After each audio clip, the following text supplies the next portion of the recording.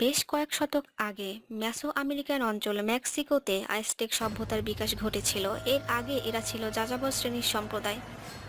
তাদের দেবতার আদেশ ছিল যে স্থানে কোনো একটি ঈগলকে ক্যাকটাসের শাখায় বসে সাপ খেতে দেখবে সেখানেই যেন স্থায়ী হয়ে যায় এবং নগর গড়ে তোলে।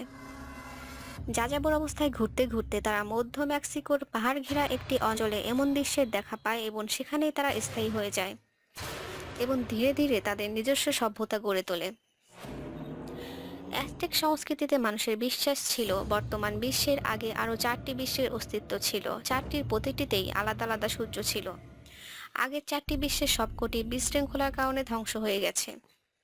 অ্যাজটেকদের বিশ্বাস অনুসারে পঞ্চম সূর্য এখন পর্যন্ত টিকে আছে এবং প্রতিদিন মত্তবাসীকে দিবস উপহার দিয়ে যাচ্ছে। তাকে ডাকা হয় টোনাটিয়া নামে।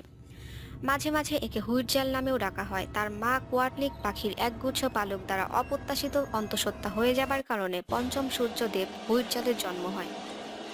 পাখির পালক দ্বারা অন্তঃসত্ত্বা হয়ে যাবার ব্যাপারটা অসম্ভব মনে হলেও পৌরাণিক কাহিনীগুলোতে এগুলো মামুলি ব্যাপার। অ্যাজটেক জাতিরই আরেকজন দেবী অন্তঃসত্ত্বা হয় কুমড়া জাতীয় সবজি লাউ দ্বারা। ঘটনা এখানেই শেষ নয়। দেবী কোয়াটলিকের এমন গর্ভধারণে দেখা দেয় আরেক সমস্যা। তিনি ছিলেন 400 সন্তানের জননী। এতগুলো সন্তান জন্মদানের পরেও আবার অন্তঃসত্ত্বা হয়েছে দেখে সকল সন্তান তার বিরুদ্ধে ক্ষেপে ওঠে। সন্তানগুলো তাদের মাতাকে খুঁজে বের করে ধরে নিয়ে শাস্তি হিসেবে দেহ থেকে মস্তক বিচ্ছিন্ন করে ফেলতে চায়। একদম ক্রান্তি মুহূর্তে তিনি জন্ম দেন পঞ্চম সূর্য হুইটজালকে। জন্ম থেকেই হুইটজাল ছিলেন শক্ত সবল আর যোদ্ধার বেশেই বড় হয়েছিলেন মাতৃগর্ভ থেকে। তার জন্মলগ্ন অসীম শক্তির সাহায্যে চোখের পলকেই 400 জনের প্রায় সকলকেই মেরে ফেলতে সক্ষম হন। ফলে প্রাণে বেঁচে যায় মা। 400 জনের মাঝে অল্প কয়েকজন পালিয়ে যেতে সক্ষম হয়। এরপর থেকে দেবতা হুইটজাল পঞ্চম সূর্য হিসেবে দায়িত্ব পালন শুরু করেন। অ্যাজটেকরা বিশ্বাস করত সূর্য দেবতাকে শান্ত রাখতে হলে তার উদ্দেশ্যে মানুষ বলি দিতে হবে, অন্যথা হলে পূর্ব দিক থেকে আর উঠবে না সূর্য। রাগান্বিত হয়ে আগের দেবতাদের মতো কোনো ক্ষতিকর ঘটনা ঘটিয়ে ফেলবে, ফলে ধ্বংস হয়ে যাবে মর্তের সকল প্রাণ। তারা বিশ্বাস করত, তাই বিশ্বাস অনুসারে দিনের পর দিন নরবলি দিয়ে গেছে। কখনো পরীক্ষামূলকভাবেও এর ব্যতিক্রম করে দেখেনি। তারা চাইলে এমন কিছু করতে পারত যে দেখি আজকে বলি না দিয়ে কিছু হয় কিনা। একদিন বলি না দিয়ে পূর্ব দিকে সূর্য ওঠে কিনা এটা পরীক্ষা করে দেখলেই বেঁচে যেত হাজার হাজার মানুষের প্রাণ। অ্যাজটেকদের মানুষ বলি দেবার প্রক্রিয়া ছিল অত্যন্ত নারকীয় ও জঘন্য। অ্যাজটেক সভ্যতার শেষের দিকে সূর্যের উদ্দেশ্যে নরবলিদান চরম পর্যায়ে এসে উপনীত হয়। ধারণা করা হয় 1487 সাল পর্যন্ত টেনোকটিটলান এর বিখ্যাত পিরামিড মন্দিরে প্রায় 20,000 থেকে 80,000 লোককে বলি দেওয়া হয়েছিল, শুধুমাত্র দেবতাকে খুশি করার উদ্দেশ্যে।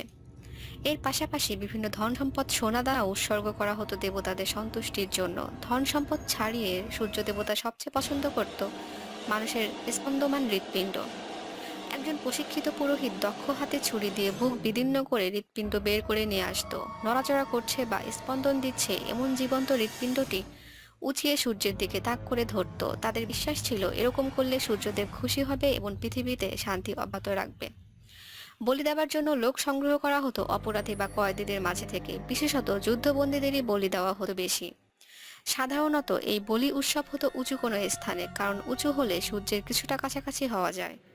উপযুক্ত উঁচু স্থানের জন্য তারা উঁচু উঁচু পিরামিড নির্মাণ করত। এমন ধরনের পিরামিড নির্মাণের জন্য তারা বিশ্বে বিখ্যাত। পিরামিড নির্মাণের জন্য অ্যাজটেকদের পাশাপাশি মায়া ও ইনকা সভ্যতাও বিখ্যাত। পিরামিডের উঁচুতে নিয়ে 4 জন পুরোহিত বলিদানকারী লোকটিকে দৃঢ়ভাবে ধরে রাখত। ছুরি চালানোর কাজটি করত আরেকজন পুরোহিত। হৃৎপিণ্ড বের করার কাজটা দ্রুত সম্পূর্ণ করা হতো যেন তাজা ও স্পন্দমান অবস্থায় সূর্যদেবের নিকট উপস্থাপন করা যায়। অন্য দিক দিয়ে হৃৎপিণ্ডহীন রক্তাভ মরদেহটি পাহাড় বা পিরামিডের চূড়া থেকে ফেলে দেওয়া হতো। তলদেশে অপেক্ষমান হিসেবে থাকত সাধারণ পূজারী লোকজন। তারা মৃতদেহকে টুকরো টুকরো করে ভাগ বাটোয়ারা করে নিয়ে যেত। মাঝে মাঝে পূজার উদযাপন উপলক্ষে এমনকি এসব নরমাংস খাওয়াও হতো। বর্বরতার একদম চরম অবস্থা বলা যায়। পরবর্তীতে স্পানিয়ার্ডরা অ্যাজটেক সভ্যতার দখল নেয় এবং এর ফলে অ্যাজটেকদের এমন বর্বর প্রথার অবসান ঘটে।